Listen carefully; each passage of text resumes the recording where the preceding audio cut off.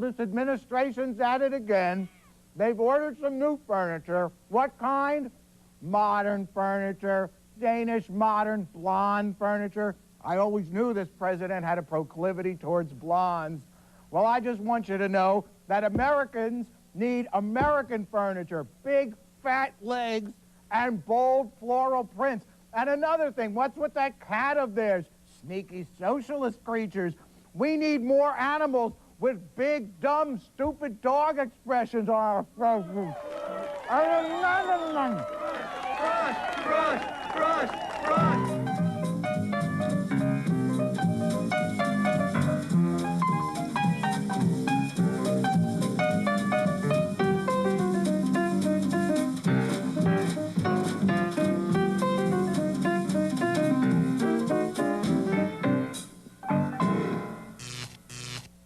We're here today at Mode Moderne on 3rd Street in Philadelphia, and we're discussing Haywood Wakefield furniture. As the owner and proprietor, Michael Gladfelter.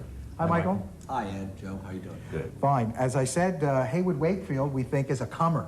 It's coming back. Yes, sure. And tell us a little bit about the actual manufacturer. Well, the manufacturer was in business from 1826 to 1966. 26, from that early a time. That early a time. Because most people, I think, remember this from the 50s or late 60s. This piece is actually a 1938 piece. It's solid rock maple. And in the 30s, they went into making the blonde furniture, and they made that till their demise. And the demise was when? 1966. 66. And as you can see, since it's one of the earlier pieces, it's got a lot of deco influence. Those center pulls have the rounded corners, the double bar pulls and the drawers in the center. It's a nice piece. It's solid wood, and they later got more streamlined. Let's go take a look at that. Well, here's a 1950s piece. 50s, okay. Yes.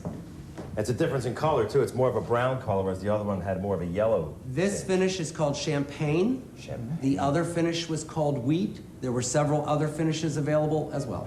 And also you've seen it's lost the round knobs and the more aggressive pulls. It's very much more streamlined. Streamlined. They went to streamlined in the 50s, although they never got into the radical squared Scandinavian design. Like what we're looking at here. We see this is rosewood veneer, and it's got porcelain pulls on it. Correct? Metal feet, very square, very sharp-edged. This is what people really think about the Scandinavian type design when they think about 50s furniture. But we'll be dealing with this stuff, the Haywood Wakefield, which I personally think might be the next Stickley. Who knows? When we get back to the shop, we got 2 projects we're going to do over a couple shows, and we're going to do some finishing and some repair work. And it's time to go. Because it's the big time. It's the very big time. Well, thanks a lot for having us here, Michael. You're welcome. What do you think? Is it time to buy? It's time to buy Haywood Wakefield. But if you do, this is extra, right? All the china and stuff. A little. Thanks again. You're welcome. Thank you. Bye. Look, somebody left 2 tables here for us. Amazing. This one's mine, in case anybody's interested. And this one is a friend's, and it's genuine Haywood Wakefield. And you can see there are a few important stylistic differences. The Haywood Wakefield has a standard leaf in the center. This would open up, take a leaf.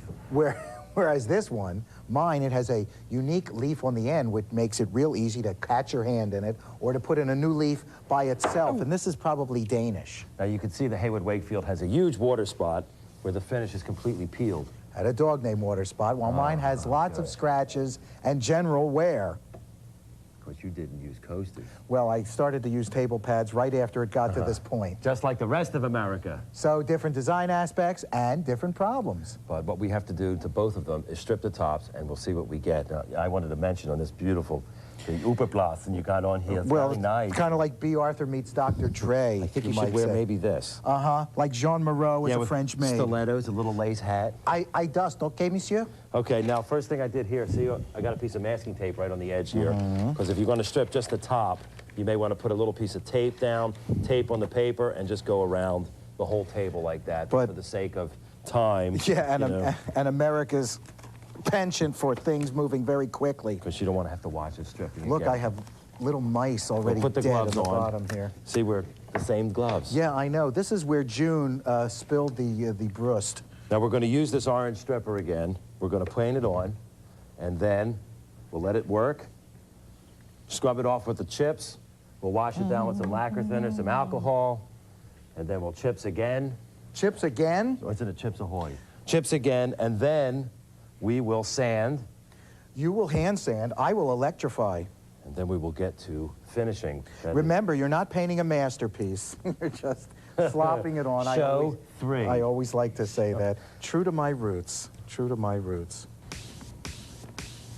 Hi, I'm Madonna, and those cat fights are murder, aren't they? Now, because we have to sand, we always say that the end result of any wood finishing job is only as good as the sanding job. You are right, sir. And once you've cleaned the surface, you know, I'm really going to recommend that you sand by hand because that's what I like to do. Aha, but you can use an orbital sander, which I'll be doing. But be careful, go slowly, and don't press too hard, especially if there's veneer. Oh, very important fact. Here I Now, go. always you want to wear the dust mask. That's important, otherwise you smell the dust all day. And I got a full sheet of paper here, you can see, and I've ripped it into quarters because it fits nicely around this block that I've made. Just like that there, see that? You made that block? I made this block. How long did it take you to make that block? I'm going to go like this. Start sanding here. I'm going to go around the perimeter and then fill in the center with long strokes.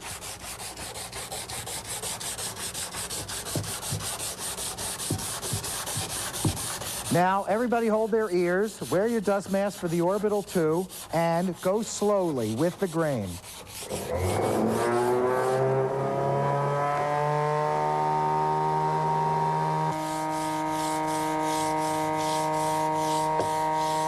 Oh, this gives you a good workout.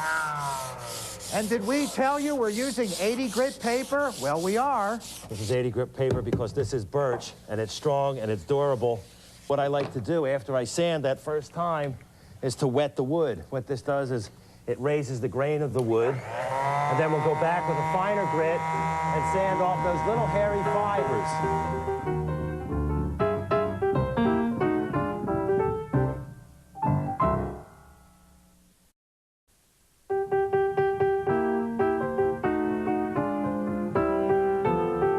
These legs may be, who knows, it could be 70 years old, but what a great pair for their age. That's for you, Mom.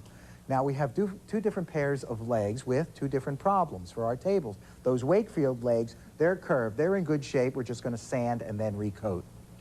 And in the interest of keeping awake, I'm just going to deal with one of the legs off of my table. These square legs need more attention. So we've decided to use a cabinet scraper. And oh my, this cabinet scraper isn't as sharp as one might want. Oh, sharpen of the future. Can a Corey apple? Can Corey apple. You know, I've been meaning to sharpen this cabinet scraper, at least show how to sharpen it, because it's always been cut out. So now I'm going to show how to sharpen the cabinet scraper. And we'll see if it's cut out. You need the cabinet scraper, of course, carbon steel. It's you just need a hunk of metal. metal file, sharpening stone, and a bit of lubrication, and a burnisher. First thing you do, you take the edge along the file. You're just creating a new flat edge. And it sounds so nice. To both sides. All right? Done with the file. Little bit of, oh, this is such a mystery in the cabinet world. You can use oil for that. Like Cabinet world, they make like, oh, if you can't sharpen, you can't use a cabinet scraper if you don't know how to sharpen. It's very easy. It's as easy as gold leafing. You do both edges. Or doing your taxes. Right, and then you scrape off the side to get rid of the burr. And now you're going to take the burnisher. Now, what's that burnisher made out of? It's hard, it's chrome steel. Yeah, chromium. What you're going to do is you're going to actually turn the edge up and make like a little hook. So you got to hold it here, and you take this flat edge, and you go back and forth and back and forth. He's grimacing.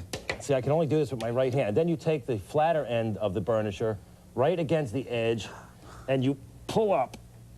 Oh, what a pirate. Can I try it now? What? Let me see. And you have to bend it when you pull it. See how I'm bending? You can just push like this. Like he could, or pull like I would. Now watch, I'll take the finish right off. Hey, look at that. And this, in essence, is your old finish, the old lacquer. Now, hey, we came down to here, and what do we have? We have brass plates around the bottom of my legs. You know, my uncle has a brass plate in his head. And we want to take some, if not all, of the tarnish off, so we're using the Gray Tape brand in the green bottle of metal polish on that, and we just sort of blorp it out on there. It's like on a griddle. Rag, please. And then we just spread it around there. Oh, so and nice. Sometimes you have to let it sit. We're going to see what will come up right away with the steel wool. The brand here says to take it off with a cloth. but I don't really Yeah, little steel, 4-0 steel wool is follow really good. directions. A little rougher. It'll take it off. And there might be some pitting left because from mopping the floor, you know, the water hits the brass plate and it... This came out of my house. Well, you don't mop the floor, that's true. It can't be from the... Well, it's the air, it's the humidity. That's it. It's not the heat, it's But the look, humanity. it looks a lot prettier. Fabulous. Let me finish this. Just Okay. And we're going to do this with all the rest and then come back and show you more Kind's paint. Lovely. Oh, it's beautiful. Okay, I sanded the table with the 80 grit and I wet it down and the grain is raised. It's nice and hairy now. I'm going to cut it with the next paper, which is a 120 paper on the block. And I'll do the same motion, going around. And when you sand like this by hand, when you're using a block especially, you can feel when the paper gets clogged.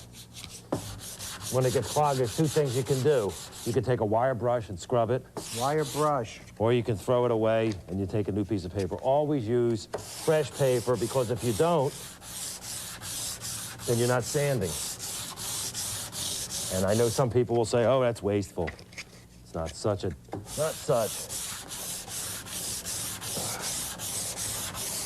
Okay. I wish it would rain on this table, then we would raise the grain again. Wait a minute, let me dust Hey, it. wait a minute. Dean, more water. Bring water, Dean. Just a little bit, Oh. not too wet.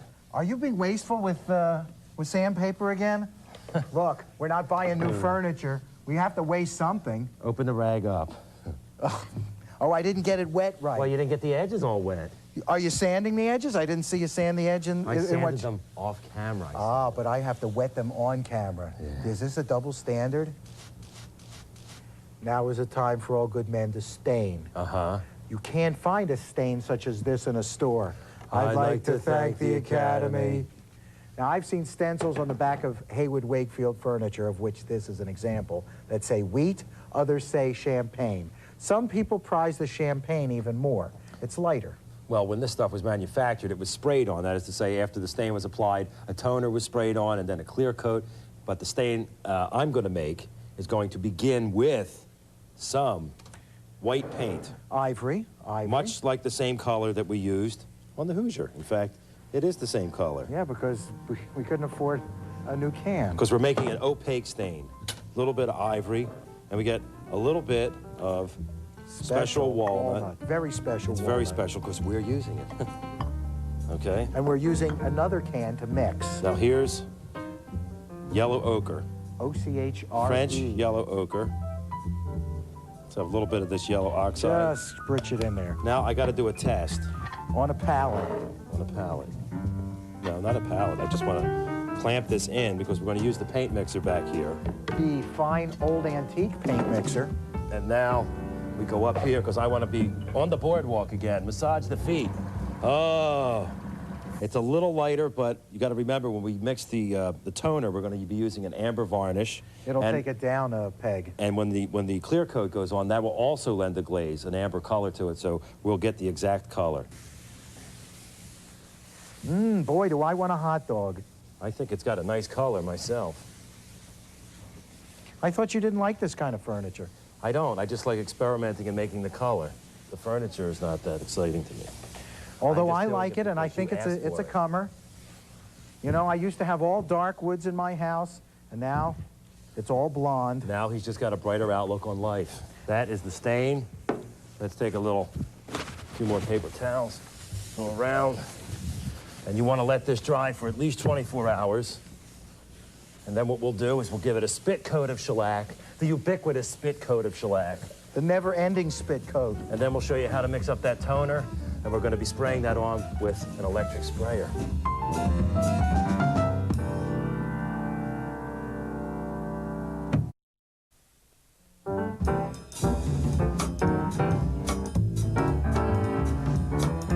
Now we want to seal this oil-based stain in. We're using a quick spit coat of shellac. What is a spit coat anyway? Ah, shush. Okay. Now But this is, wait a minute, this is white shellac. This is not the amber. If you put the amber or orange-colored shellac on, you're going to change the color. Now my piece has already been shellacked. It's dry, and now I want to sand out some of the bumps. Ordinarily, I'd stand to the side, but you're over there, and I hate my profile. So I'll sand it lightly with the finished paper, and then I'll tack rag. Now, it is time for the toner coat, and what I'm using for the coloring agent is the same stain as the base coat, what is the color of the table. Now, why a toner coat? You might I ask milked that line. because you want to even out the color and get the look that is Haywood. And also Wakefield. Right. Now I'm going to mix some of the stain with the varnish, and we'll see what we get here. That's a bar top quality amber varnish. You know, there are crystal varnishes and there are amber varnishes. And this is an amber varnish. So first we want to put in some varnish. And we're going to spray it on with one of these electric sprayers. Now here's the stain that I mixed for the tables. We'll put that right in. We can do this because this is an oil-based stain and the varnish is oil-based. So you see how it changes the color. I got to mix this raw sienna in here. This is raw sienna, not burnt sienna. And not cooked sienna. This will give it A sienna-ish look. a sienna-ish look. Oh, look how pretty that is. That was Look, Rod look, Steiger. Look. I sprayed some of the toner on with the electric sprayer, and it looks nice. Of course, it's a little lighter. It looks a lot newer, but age has lent its own color to the table here, so you're never going to get it exact, but it is a nice match. Now, while this man sets up his sprayer, I will be using the foam brush to pull this toner across the edge of my table. Now, with this, you might want to use 2 light coats rather than 1 heavy coat. And of course, I'm using the foam brush. Work it like varnish, slop it on, and then a nice long stroke to even it out. Oh boy. But seriously, I mean, when you're ready to spray, which is what I'm going to do now, and I did mention wearing something on your head, and not just this, I want something all over the whole face. So look, get your sock, Ed. As America I'm going has to take asked this for. off. I'm putting on the paint sock to look like Lock Martin from Invaders from Mars. And I this? will do the Guns of Navarone. Remember when you There you go. put this on, Let's see if he fits that over his head. can I? Yeah, you Don't got go it. into the bank with this, or you'll have to do a lot of community service right afterwards. Now, this is... Now, you don't need this for brushing, but I'm going to need it for his spraying. Yeah, well, he's just going to be here, so we want to not get his hair too messed up either. So this has got the gooseneck on it. You see this? This is an attachment that comes with it, and this enables you to paint down on the surface like I'm going to do on the table, or you can even do a ceiling. Did many restaurant ceilings like this. Now, we're going to spray. And many ballroom floors. You're going to move from side to side in this fashion. You're going to move side to side, and you want to work way off the table when you start, and you want to still be running a gun when you get off the table. Otherwise, you're going to get if you stop right here, you're going to get a big buildup. And it's noisy as heck, so I'm going to tell you now that after we tone this, we're going to clear coat it.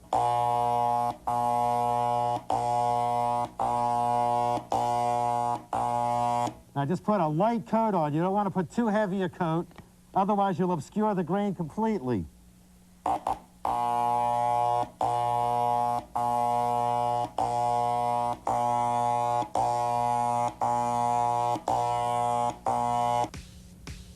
Hey, we got the toner coat has dried, and now we're sanding it down. Very using lightly with, 600 paper. that's what it says, It's a wet and dry paper. but we're not wet. No. Well, we are wet, but the paper isn't. This is very, very light sanding. And you don't want to sand too hard because you can sand through the toner. Just to get rid of all the little bumps, And you the can bibs. feel the sandpaper cutting the little bumps off.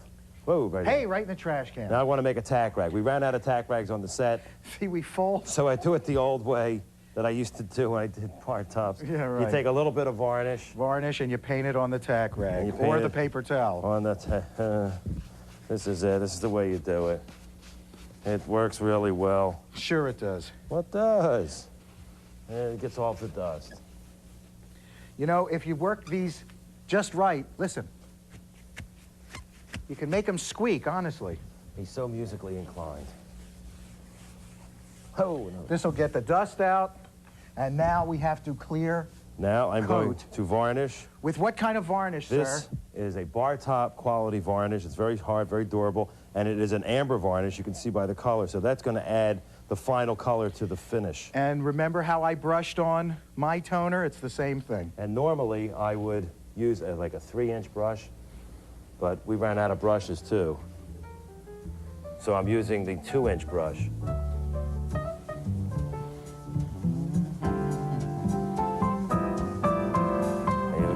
more careful with this coat because this is the one you're going to be rubbing out. It's also important when you do a clear coat like this to get your overhead light just right so you can see how it's affecting the tabletop. Oh, doesn't that look like a mess? I like it a mess. So when you have the light playing on it just right, you'll be able to see the parts you missed. Now I will do the full strokes here. Take the hand all the way around. Rub that edge.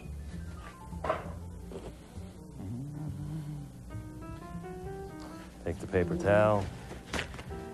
See, a lot of people think there's a secret to varnishing. Oh, it's too hard, I can't do it. Just smack it all around on that and smooth it out. That's what I do. So next time, we're Yes. going to be rubbing out the tops. And we have lovely matching chairs to that table, Joe's table, that we'll be cleaning and reupholstering. That's true. And we'll visit a supply house for leather for those chair seats. You ain't seen the last of Wakefield, Roy, let me tell you. We like to call it Revenge of the Haywood. You know, Haywood and Wakefield, they were just like us. They were partners, they did everything. They did all the work themselves. Just like us. So until next time, I'm Ed Feldman. And I'm Joe L'Erario. Be nice to your furniture. That's a wrap. Topher!